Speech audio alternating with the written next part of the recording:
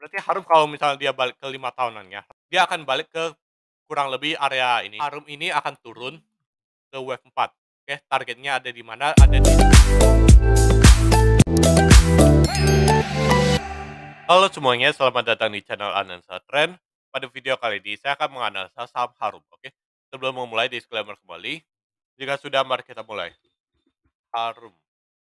Seperti biasa, saya akan mulai analisa dari time monthly. Untuk skalanya ini saya pakai skala logaritma, oke? Kita mulai analisa dari Ichimoku. Di sini kita bisa lihat dengan jelas, ini Seiko Span Bank-nya flat, A-nya turun, A-nya naik, terus Kijun Sen flat, Tenkan Sen naik, Chikou di atas candle. Secara keseluruhan ini adalah bullish yang sedang terkoreksi, oke. Nah, next kita zoom di weekly. Kalau weekly kita bisa lihat Seiko Span Bank-nya flat, A-nya turun, Kijun Sen Tenkan Sen ini udah dead cross, oke, dan sama-sama mengarah ke bawah, dan Chikou udah di bawah candle. Secara keseluruhan ini kalau dibilang benar-benar full terkonfirmasi bearish, sebenarnya belum ya, karena dia masih belum, ini, apa, break Kumo. Tapi ini udah ada tanda-tanda kan. Jadi kalau kayak gini gimana biasanya asumsinya? Asumsinya sebenarnya masih sideways, oke. Nah, walaupun sebenarnya sinyal dari Ichimoku, itu sebenarnya sinyal utama Ichimoku adalah ini, dead cross golden cross-nya Tenkan-sen, Kijun-sen, oke. Nah, cuma karena dia masih belum bisa break Kumo, kita masih asumsi kalau ketika harga masuk ke Kumo, ini dia mungkin akan sideways, oke. Jadi dia bisa jadi dia turun dikit, terus akan ikutin arah Kumo, baru dia akan mutusin mau lanjut naik atau turun dulu, oke. Nah, next kita zoom di daily.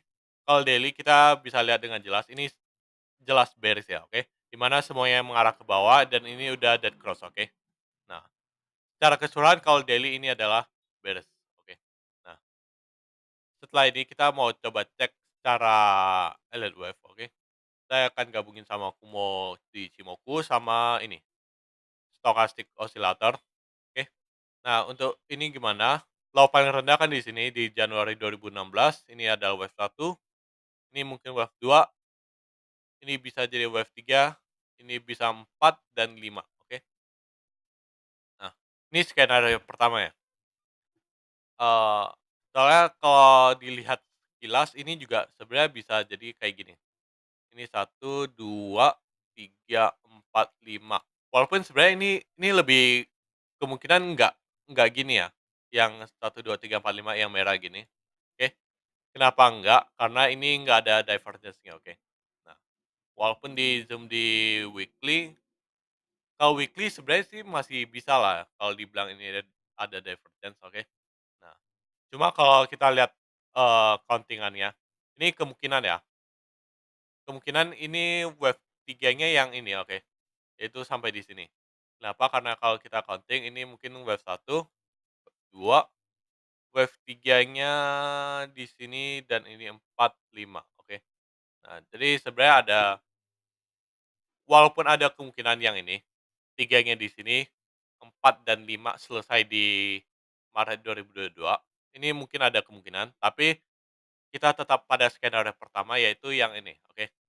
3 itu sebenarnya baru di sini dan sekarang ada wave 4, oke. Nah nah kita balik lagi ke sini, oke. Nah, terus di sini nih kita udah tahu nih, oh ternyata ini wave 4, oke. Wave 4 artinya apa? Dia akan lanjut naik lebih tinggi, oke, kalau wave 4. Nah, akan ada wave 5-nya, oke. Nah, cuma pertanyaannya sekarang, wave 4-nya berhenti di mana kan pasti? Nah, wave 4 pasti kemungkinan berhenti di sekitaran sini, oke. Kenapa? Karena kita udah tahu ini Kumo manlingnya flat, terus ini juga area ini kan, area support penting, area rally base rally, oke. Kita coba konfirmasi sama Fibonacci. Nah, kayak gini. Nah, lihat nih, 0,382 area sini sama area base, oke. Nah, jadi secara support kita udah langsung tahu nih, oh dari Kumo monthly aja kita udah tahu, kalau supportnya mungkin di sekitar ini apa, bulan Mei, bulan pertengahan 2023 lah ya. Kalau dibilang spesifik banget belum tentu ya. Kita nggak tahu, belum tentu di Mei, bisa jadi di Maret sampai Oktober, oke. Tapi yang jelas ini pasti di 2023, oke. Nah, terus, support di sini. Terus gimana kalau skenarionya dia drop lebih jauh, oke. Nah, kalau dia drop lebih jauh artinya, ternyata counting-nya adalah skenario yang ini, yang merah, oke. 3 4 5 oke. Dimana kalau dia drop lebih jauh dari 50% ya, artinya counting-annya ternyata yang ini, 1, 2, 3-nya di sini di Februari 2021, 4-nya di sini Agustus 2021, dan 5-nya ada di Maret 2022, oke. Nah, makanya dia bisa drop ke 50%-nya, oke. Jadi untuk, analisanya, invalidation level-nya ada di sini, 50% Fibonacci alias ada di angka Rp800, oke. Nah, jadi selama harga ini masih di atas Kumo Mandi dan masih di atas Rp800, oke, harum ini sedang membentuk wave 4, oke. Nah, itu kesimpulannya. Nah, terus targetnya itu ada di mana? Kita bisa tahu dengan jelas ini ada angka psikologi 1000, terus Fibonacci 0,38 dan Kumo flat, area rally base rally, oke. Jadi, gini ya, selama harga di atas 800 dan di atas Kumo, skenario merah ini belum terjadi, oke. Nah, kita akan update skenario merah ini kalau misal dia benar-benar bisa nyentuh invalidation level atau nyentuh di bawah Kumo, oke. Nah, tapi selama belum terjadi, target wave penurunan ini adalah wave 4 yang ada di plus minus 1000, oke. Nah, oke. Nah, terus next, kan ini secara price kan, ada di 1000 mendekati Kumo, oke. Nah, secara time-nya gimana? Time-nya kita pakai ini ya, Fibonacci time analysis, biar hasilnya lebih akurat, saya zoom di weekly ya. Nah, oops, nah, di sini, oh, nah, ini ya, saya mau proyeksikan panjang wave 3 ke wave 4, oke, di sini. Terus saya mau proyeksikan panjang wave 2 ke wave 4, oke. Terus saya mau proyeksikan dari high ke high untuk proyeksikan ke low, oke. Terus mana lagi? Saya mau proyeksikan low ke low dari sini ke sini, ke sini lagi, low ke low, oke. Untuk yang bingung cara penarikannya gimana, kalian bisa cek link di deskripsi video tentang Fibonacci time analysis, oke. Udah saya jelasin. Nah, di sini kita bisa lihat nih, ada 4 Fibonacci kan. Nah, ini adalah cluster paling kuat, oke, di sini. Ini di mana? Sekitar Juni 2023, oke. Juni 2023, oke. Lihat nih, ini pas kan sama ini, Kumo. Berarti wave 4-nya kita udah tahu nih, harga di 1000 kurang lebih di pertengahan 2023, oke, di bulan Juni. Juni atau Juli lah, plus minus itu, oke. Dapat kan?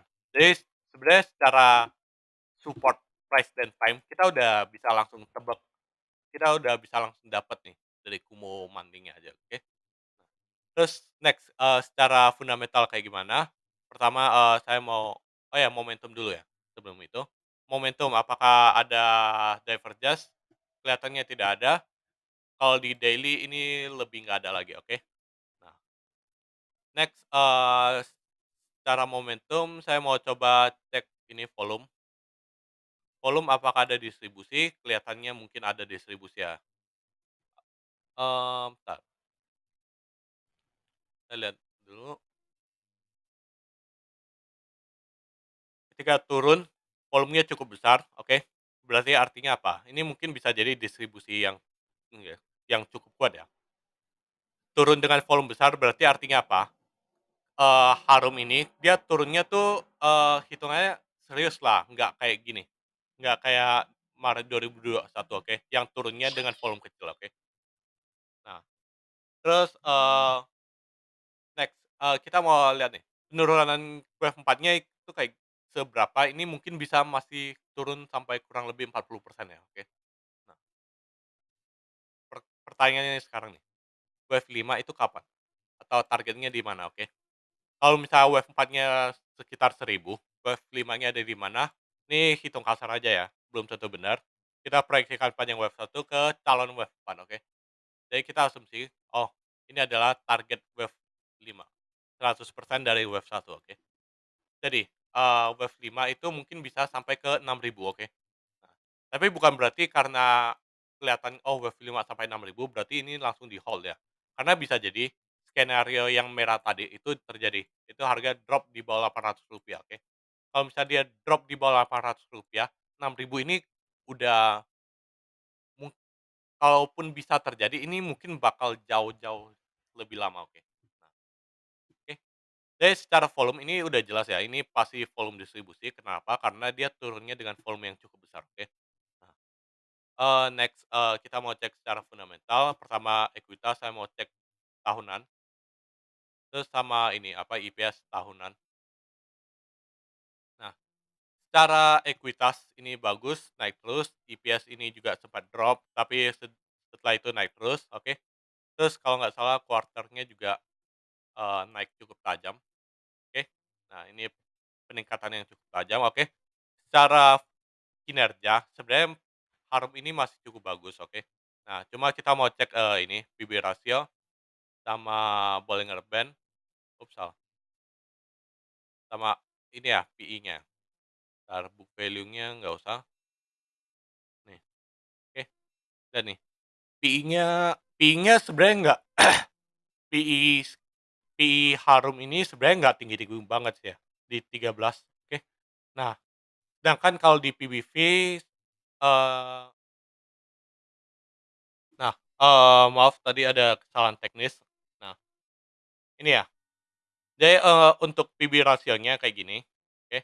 Nah, eee, untuk Harum nih, sekarang Harum di harga 1.730, ini PB rasionya itu ada di 2,9, sedangkan rata-rata 5 tahunannya ada di 1,72. Artinya apa? Kalau misalnya kita mau cek rata-rata 5 tahunannya, berarti harga sekarang itu 1.730 bagi, 2,9 kali 1,72. Hasilnya ada di ini,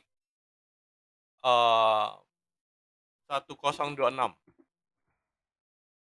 Hasilnya, berarti Harum kalau misalnya dia balik ke 5 tahunannya, rata-rata 5 tahunannya, artinya dia akan balik ke kurang lebih area ini, area support yang kita dapat, yaitu plus minus 1.000, oke. Apakah dia bisa turun lebih dalam? Jawabannya bisa, oke. Karena kalau kita lihat di sini, PBV-nya itu 1, oke. Nah, sebelum-sebelumnya, sejak 2015 sampai di kurang lebih 2020, Harum ini selalu PBV-nya kurang lebih plus minus 1, oke. Jadi kalau misalnya dia turun sampai ke PBV sama dengan 1, itu sebenarnya masih mungkin, oke. Nah, kalau misalnya dia turun sampai PBV sama dengan 1, kan berarti Harum itu kurang lebih targetnya ada di sini, Rp600, oke, alias di nilai bukunya, oke. Kurang lebih di sini, oke. Jadi artinya apa? Sebenarnya Harum itu kalau misalnya dia turun sampai ke PBV sama dengan 1, Rp600, itu sebenarnya masih sangat mungkin kalau menurut saya pribadi, oke. Nah, kalau dia turun sampai Rp600, kan berarti skenario merah yang terjadi kan, yaitu ke 1, 2, 3, 4, dan 5, oke. Artinya apa? Penurunannya bisa sampai ke ini, Fibonacci 50%, yaitu di plus minus Rp100, oke. Jadi hati-hati, jadi kayak gini nih, Harum ini mungkin akan turun, turunnya kemana? Kurang lebih targetnya di 1.000, oke. Tapi kalau misalnya 1.000 atau area yang kita dapat ini tertembus, oke, dan dia melanjutkan penembusan di bawah Rp800, artinya target berikutnya untuk Harum itu sebenarnya ada di ini, plus minus 600 alias di Fibonacci 50% kalau ditarik dari Januari 2016, dan ini adalah area ini, resisten yang akan menjadi supportnya, oke. Nah, jadi untuk Harum kayak gimana kesimpulannya? Jadi Harum ini sebenarnya masih tren bullish, oke. Tren bullish yang sedang terkoreksi. Koreksinya membentuk wave apa? Membentuk wave 4, oke. Di mana, target dari penurunan wave 4 ada di ini, ada di plus minus 1.000, oke. Penurunan ada di plus minus 1.000, di mana penurunannya bisa kurang lebih minus 40%, oke. Namun kenaikannya ini masih cukup tinggi ya, kenaikannya bisa kurang lebih, 200-an persen, oke.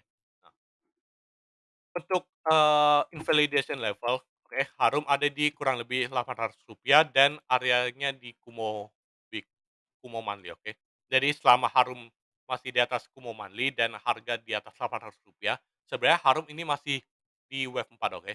Jadi, kalau misalnya Harum dia bisa tembus Rp800 atau ditembus Kumo Manlinya, target selanjutnya Harum itu sebenarnya ada di ini, area Rp600, oke, atau di PBV sama dengan satu, oke.